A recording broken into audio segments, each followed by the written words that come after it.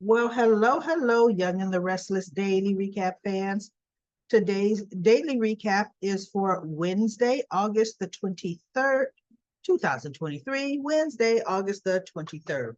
Well, let's see what's happening. Sharon invites Esther over to the coffee house, and guess what she does? Offers her the management job at the coffee house because Sharon says she's about to, she's starting a new business and it's gonna need all of her attention. And she knows Esther's a people person. Esther used to work there probably when Kevin had it, because remember he owned the coffee house for a minute. Um, and so she was saying that, honestly, she was so happy to take the job at Chancellor Winters, but she was saddened because she thought she'd be able to interact with people, the customers, the staff, clients.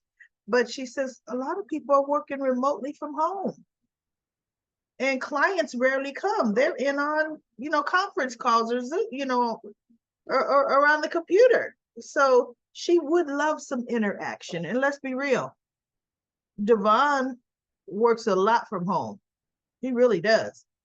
So anyway, she said yes to Sharon. She said, but I do have to work out a schedule with Devon and Lily to see what's going to work, because they will need to bring somebody in to replace her on the day she's going to be overseeing the coffee house. But she's super excited, and Sharon is very happy about that, which is a very good thing. Then we have Adam offering Sally a job again. See, that's for Nick to do. That's for Adam to sit around with Sharon and Nick and say, hey, guess what, you guys? Sally's an asset. And I really would like us to find a position for her, right? And let them all talk it out as partners. But he's doing this whole meet me tomorrow. I want to talk to you about a position.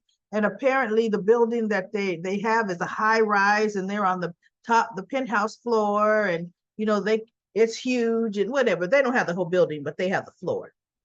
So, well, no, they probably don't have the whole. They wouldn't. Victor wouldn't be spending that kind of money buying a whole building for the company when all they need is office space. So anyway, um, that's Sally's like, look, I'm not saying he. Yes, she goes, but you don't say no. First, hear me out. Come and hear me out. So she actually agrees to meet Adam tomorrow. So now Nick goes to see her, and they're talking because they come into the coffee house and they see Summer and Kyle. And I'll get to Summer and Kyle in a minute. But he ends up going up after he talks to Kyle, talking to Sally, and she was telling him what a great, how he's a good dad to Summer. And she goes, starts crying. You would have been a great bonus dad to Ava. No, she's boo-hoo, boo-hoo, boo-hoo, which, okay, she's still grieving. She's still grieving. So Nick ends up saying that he would not mind in the future having a baby with Sally. How old is Noah? Nick's old enough to be a grandfather. He's never home even with Christian, but he wouldn't mind having a baby with Sally. Wouldn't we talk about getting married first? Because you'd be a great mother. Wouldn't we talk about, furthering our relationship, making a commitment, all that good stuff, right? But see, he want to make sure the next baby she have is hers and not his brother's again. Nick, it'll never work. Never work out like that for you. So anyway, we have uh, Tessa and Mariah. This is interesting. They're starting another little story, right? Another little story. Tessa and Mariah are in the park with baby Aria. Huge thunder happens, and it scares them both. And they're like, oh my God. And they look around and they look up in the sky and they're like, oh, we just got the baby to sleep. And when they look, she's still sound asleep. So they're kind of like, well, that's awfully strange. That was pretty loud. And she did not even budge, even like she heard anything. So it happens again. And they're like, oh my God, we need to get out of here. Maybe there's a storm coming. And they look again in the stroller. She still has not reacted to that loud boom. So Mariah kind of moves her a bit and she starts crying. So she's okay. And they're like, okay, she is okay. But that's strange that she didn't react to that. And then Tessa or Mariah said, and the other day, I think Mariah said, when you dropped the utensils on the floor, the utensil carrier, she didn't react to that either. So they went to the coffee house, and Sharon could see they're concerned about something. So she asked them what it is, and they tell her. And she says, some children are sound sleepers. Faith is a sound sleeper. She goes, but they should still react to loud sounds. She didn't react at all with the thunder either time. And then they told her about when Tessa dropped the utensil. Said Mariah heard it way upstairs and she came running down to make sure everything was okay. And Aria was still sleeping her playpen. And so Sharon's like, well, you know what? You guys are going to be worried about this. Make a doctor's appointment. Have your doctor do test on her. And they're like, yeah, she goes, it'll ease your minds. So they're like, yeah, we're probably overreacting. Oh, yeah, we just every little thing. So when they come back to them, when the scene comes back to them, Sharon is on the phone. She comes back over to them. She says her appointment's tomorrow morning. And they looked at her. She goes, you two would have procrastinated and not done it and continued to worry for days. And they looked at each other and they're like, yeah, you're right. So she goes, now you're going to go tomorrow. The doctor will run tests and you both will know what is going on. So they're happy about that, right? And we're going to see, I already know Aria's going to be deaf. That's what's going to happen. They're going to do that storyline with them. So now we have Kyle. Remember, the way we left off yesterday, Kyle and Audra were getting ready to get busy on that love scene. Well, Kyle comes down the stairs and Summer's coming in. And Kyle's coming down the stairs, but the look on his face is kind of like, this woman isn't kind of who I thought she would be. Who do you think she'd be? Or he's wondering, man, am I getting into some mess here? He just had a kind of a worried look on his face, like, is this gonna be as fun, right? So Summer says, Kyle. And she goes, I saw Harrison this morning and he's so excited about school. Then Kyle said yes, and he loves the coloring book and the colored pencils that you gave him. And so she goes, Kyle, I think it's time. I think it's time that we make our separation legal. I think it's time for a divorce. And it threw him for a loop. And he's like, what? She goes, you said there was no chance of us getting back together again, right?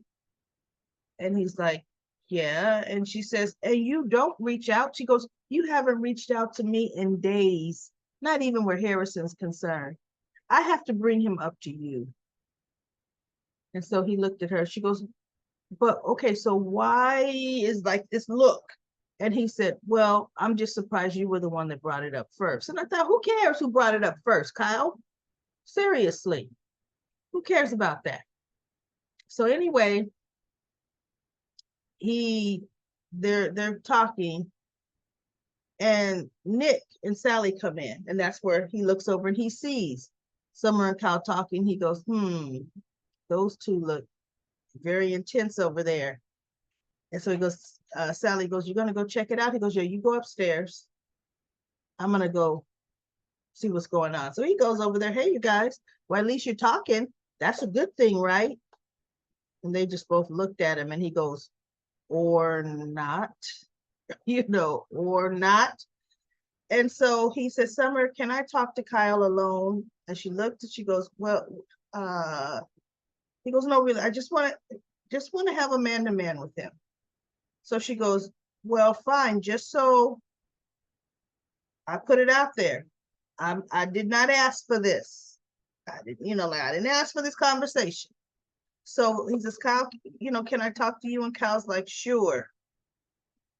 So Summer leaves and Nick talks to Kyle, tried to convince him to give Summer another chance and blah, blah, blah. And Kyle just point blank, no, I can't. Summer is more like her mother than I ever wanted to believe. He says, than I ever wanted to believe. And the choice she made to let my mom spend time in jail when she knew her mother was alive. Although, guess what, Kyle? When Diane was first arrested for a few days, Summer absolutely did not know Phyllis was alive. She did not. But anyway, that doesn't matter. And he goes, and she just lied to my face day after day after day while she was protecting her mother. I cannot live every day wondering when the next shoe is going to drop, when the next big secret is going to have to be kept. He said, because let's face it, Phyllis is not going to change, and there will be another crisis. And Summer has proven what she's going to do. And Nick says, well, she's, my baby girl has changed, and this, that, and the other. And Kyle goes, really? Because she's the same person that blackmailed me into marrying her the first time, so she would donate a kidney to Lola. So I don't really see how Summer has changed all that. And I'm thinking, yeah, but you were head over heels in love with her after that, right? So she's changed enough. She's changed enough to be a great mother to your son, Kyle. So anyway, he just tells Nick, I'm sorry, I absolutely can't do it. I cannot, nor will I subject my son to something that could be even more devastating. No. So, then Nick goes up, and that's when he and Sally have their conversation. I've already told you all about that. So Kyle decides he's going to go up to Summer's room. She's in her little short house coat, little lingerie coat, or silk house coat, or satin. And it was kind of brownish, kind of looked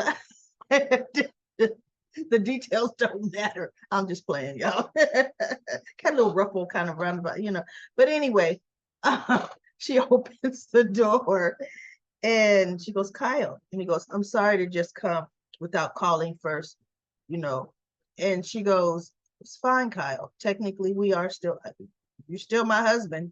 And he goes, well, that's what I came to talk to you about. I think you're right, Summer. I think we do need to end this. I do think we should go ahead and file for divorce. And so it kind of not shocked her because she's the one that brought it up, but it hurt. I mean, come on, it stung. And she says, okay, I will get all of my things out of the house as soon as I can. And I will contact my attorney. She says, I hope for Harrison's sake, this doesn't get messy. And he goes, no, we can both be adults for Harrison's sake. And I thought, okay. I mean, realistically, unless he doesn't want to share custody with her, how could it get messy? Summer has as much money, if not more, being a Newman than Kyle does being an Abbott. Summer has the company Marchetti. So, we shall see. But I honestly believe that divorce, it won't get messy. Soon enough, we'll just hear in a month or two, oh, they got the paper saying it was final. I don't think they're going to really go into that too deep at all with that divorce. So Kyle is downstairs and he gets a text message from Audra, want to stop by? And he's sitting there drinking, and he's kind of sad because, his marriage is ending. Had they not come back from Europe with Marchetti, they would still be a happy family. So he's sitting there sad, drinking his drink, and he feels his phone. So he looks at the text, and he put, not tonight, wiped out. I'll see you in the morning. Because I'm thinking, girl, he just left your room probably only a couple hours ago. Why would he want to stop back by? You're not that enticing or interesting, Audra. You're not that good. So anyway, anyway, because if it's one thing, and Summer was remembering, because as she's getting ready to take her wedding ring off, she's remembering some of their past scenes together or time together, and sex time was never a bad time for them. They were actually very, very compatible that way, he and her, and very, very loving. So, and actually, Kyle always loved Summer more than Summer loved Kyle. But anyway, now Kyle's hurt. So we'll see. They'll be back together again in a year. Watch everybody. 1 year. Within a year, they'll be back together again. So let's go to Comment Corner. Comment Corner. We've got one comment. LaShanta says, Vicky, have a seat. He went right back to her and told her everything. Must mean Audra. She wants Audra gone. All y'all snakes. Chloe was right. Esther's so naive. I'm glad Chloe's gonna work for Chelsea at Marchetti. So if Sally apologizes to Summer, she could work with Chloe, even though I don't like how Chloe switched up. Well, guess what? I don't think Summer wants Sally. And what do you mean by Chloe switched up? Because remember, Chelsea and Chloe always were the ones in business together. Sally, she went into business with, Sally's first, right before she found out she was pregnant, because they were going to do something. I mean, that was a new partnership, Sally and Chloe. Chloe has always worked better with Chelsea. So anyway, have a seat, Nick. He always has stood up to Victor. What happened? I know he sat there like, badee, I don't know. Adam is right. Sharon agreed, and Nick got mad. Elena told Audra Nate will turn, and he sure did. Now Audra's worried about her job. She absolutely is.